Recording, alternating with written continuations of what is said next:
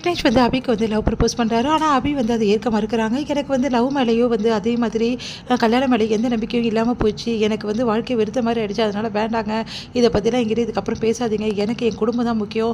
எங்கள் அப்பாவுக்கு ஆப்ரேஷன், அதுக்காக நான் போயிட்டுருக்கேன். தயவுசெய்து என் வழியில் தலையிடாதீங்கன்ற மாதிரி சொல்லிடுறாங்க.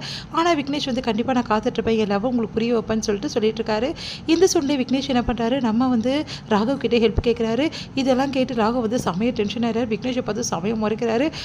அவருக்கு வந்து செம்ம கடுப்பாக இருக்குது. விக்னேஷ் வந்து அபிகிட்ட லவ் சொல்கிறத சே இப்படி பண்ணிட்டானே, செம்ம கடுப்பாக இருக்குது அப்படின்னு சொல்லிட்டு டென்ஷன் ஆகிறாரு. அடுத்து வந்து வேணும்னே வந்து என்ன பண்ணுறாரு, விக்னேஷை வந்து அவாய்ட் பண்ணுறதுக்காக ராகவ் நிறைய முயற்சிகள் பண்ணுறாரு. ஆனால் விக்னேஷ் என்ன பண்ணுறாரு, குழந்த மாதிரி வந்து ராகவ் பின்னாடியே சுற்றிட்டு அபி கிட்ட பழகணும், பேசணும், நான் லவ் பண்ணுறது புரிய வைக்கணும்னு சொல்லிட்டு சுற்றிட்டு இருக்காரு. நிறைய ஐடியாஸும் கேட்குறாரு. அதனால் ராகவ் என்ன பண்ணுறதுன்னு தெரியாமல் தவிக்கிறாரு. இந்த சூழ்நிலையில் முரளி என்ன பண்ணுறாரு, வீட்டுக்கு போய்ட்டு அபிக்கிட்டையும் எல்லாக்கிட்டையும் மன்னிப்பு கேட்கறதுக்காக ட்ரை பண்ணுறாரு. அவங்கக்கிட்ட வந்து வாக்கும் கொடுக்குறாரு, கல்யாணம் பண்ணிக்கிறேன்னு சொல்லிட்டு. அதை கேட்டு வந்து முரளியை அடித்து விரட்டுறாங்க அவங்க வீட்டில் உள்ளவங்கெல்லாம். அடுத்து வந்து முரளி வந்து அபிக்கு ரொம்ப தொல்லை கொடுத்துக்கிட்டே இருக்காரு. அபிக்கிட்ட ஃபோன் பண்ணி பேசிக்க ட்ரை பண்ணுறாரு, அவங்கள மீட் பண்ண ட்ரை பண்ணுறாரு. இந்த மாதிரி வேலையெல்லாம் செஞ்சிட்ருக்காரு. அதனால் அபி செமையாக டென்ஷன் ஆகிடுறாங்க. அடுத்து வந்து முரளியும் அஞ்சலியும் வந்து கணவன் மனைவி அப்படின்னு சொல்லிட்டு தெரிஞ்சுக்கிறாங்க. அபி அதிர்ச்சி அடைகிறாங்க. முரளி எப்படியாவது வீட்டில் வந்து எல்லாருக்கிட்டையும் சொல்லணும்னு சொல்லிட்டு முயற்சி பண்ணுறாங்க. அந்த டைமில் அஞ்சலி வந்து கர்ப்பமாக இருக்காங்க அப்படின்னு சொல்லிட்டு தெரிய வருது. அதனால் என்ன பண்ணுறது, அஞ்சலி மேடமுக்காக நம்ம வந்து இப்போ சொல்லாமல் இருக்கிறது நல்லதுன்னு சொல்லிட்டு அபி முடிவு பண்ணுறாங்க.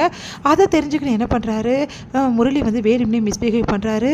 நம்ம வந்து அபிக்கிட்ட வேணும்னே தொல்லை கொடுக்குறாரு. அதனால் அபி வந்து செம டென்ஷன் ஆகிடுறாங்க.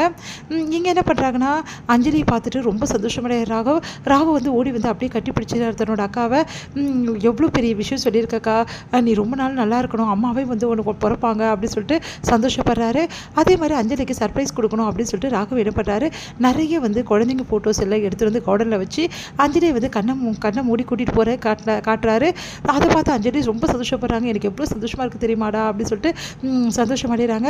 சரிடா, முக்கியமான வேலை இருக்குது, கோயிலில் வந்து ஒரு வேண்டுதல் வச்சுருக்கேன், அதுக்காக வந்து நீ போகணும் அப்படின்னு சொல்லி சொன்னோன்னே, இல்லைக்கா அந்த வேண்டுதலை நானே செய்கிறேன், அதனால் நீ போகக்கூடாது அப்படின்னு சொல்கிறாங்க. சரிடா, நீ வந்து தனியாக செய்ய முடியாது, அதனால் கூட வந்து நம்ம வந்து அபியும் கூட்டிகிட்டு போ அப்படின்னோடனே, அபி ஆமாம் அவங்க வீட்டில் போய் கூட்டிகிட்டு போடா, நான் சொல்கிறேன் அப்படின்னு சொல்கிறாங்க.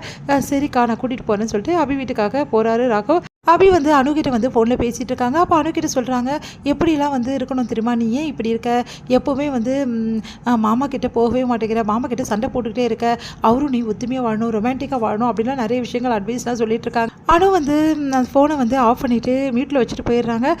அபி பக்காவாக சொல்லிட்டு இருக்க. இது எல்லாத்தையுமே வந்து ராகவ் கேட்டுட்டு அப்படியே வந்து ஒன்றும் புரியாமல் யோசிக்கிறாரு. அப்படியே அபியை பார்க்குறாரு, உனக்கு இவ்வளோ விஷயங்கள் தெரியுமா, இவ்வளோ ரொமான்டிக்காக பேச தெரியுமா அப்படின்னு சொல்லிட்டு ரசிச்சிட்டு இருக்காரு. அபிக்கு தெரியாமல். அடுத்து வந்து அபி வந்து என்ன பண்ணுறாங்க, யார் நிற்கிறது, வெளியே யாரோ, எல்லாம் இந்த அத்தையாக தான் இருக்கும் அப்படின்னு சொல்லிட்டு கதவை திறக்கிறாங்க. அப்படியே ராகவ் வந்து அபியை எப்படா கையை பிடிச்சி இழுக்கிறாங்க. ராகவ் வந்து அபி மேலே அப்படியே விழுந்துடுறாரு. ரெண்டு பேரும் ஒருத்தர் பார்த்துக்கிறாங்க. ஐயோ நீங்களா அப்படின்னோடனே, எவ்வளோ நேரம் எழுந்துக்குங்க அப்படின்னு சொல்லி சொன்னாங்க. எழுந்துக்க முடியலேன்னு சொல்லிட்டு ரெண்டு பேரும் மறுபடியும் அப்படியே பெட்லேயே விழுறாங்க. என்ன பண்ணுறது தெரியாமல் ராகவும் அபியும் அப்படியே யோசிக்கிறாங்க.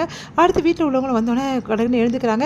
என்ன தம்பி திடீர்னு வந்திருக்கீங்க அப்படின்னோடனே, அக்கா இந்த மாதிரி வேண்டுதல் வச்சுருக்காங்க, உங்களுக்கே தெரியுங்களா அக்கா கன்சீவாக இருக்காங்கன்னு சொல்லிட்டு, அதனால் அபியை கூட்டிகிட்டு போகலான்னு நான் வந்தேன், அபி வந்து வந்தால் நான் ரொம்ப நல்லாயிருக்கும் அப்படின்னோடனே, சரிங்க தம்பி இதில் என்ன இருக்குது, அக்கா தானே கூப்பிட்றீங்க, கண்டிப்பாக அமுச்சு வைக்கிறேன்னு சொல்லிட்டு அபி அமுச்சு வைக்க